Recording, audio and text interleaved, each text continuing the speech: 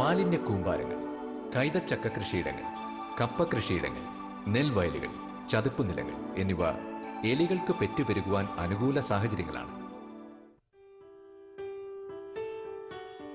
എലിമൂത്രത്താൽ മലിനമായ വെള്ളത്തിൽ പണിയെടുക്കുകയോ കുളിക്കുകയോ കളിക്കുകയോ ചെയ്യുമ്പോൾ മുറിവിലൂടെയും നനഞ്ഞതും മൃദുലവുമായ ത്വക്കിലൂടെയും എലിപ്പനിയുടെ രോഗാണുക്കൾ ശരീരത്തിൽ പ്രവേശിച്ച് എലിപ്പനി ബാധിക്കുന്നു.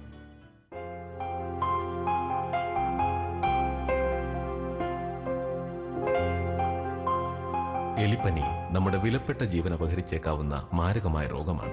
കടുത്ത പനി, തലവേദന, ശരീരവേദന, കണ്ണിൽ ചുവപ്പ് തുടങ്ങിയവയാണ് രോഗലക്ഷണങ്ങൾ. ലക്ഷണങ്ങൾ കണ്ടു തുടങ്ങിയാൽ ഉടനെ ഡോക്ടറെ സമീപിക്കുക. എല്ലാ സർക്കാർ ആശുപത്രികളിലും എലിപ്പനിക്കുള്ള ചികിത്സാ സൗകര്യം ലഭ്യമാണ്. യഥാസമയം ചികിത്സിച്ചാൽ എലിപ്പനി പൂർണ്ണമായും സുഖപ്പെടുത്താം.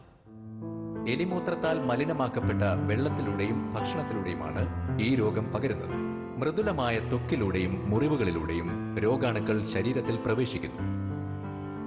എലിപ്പനി തടയാൻ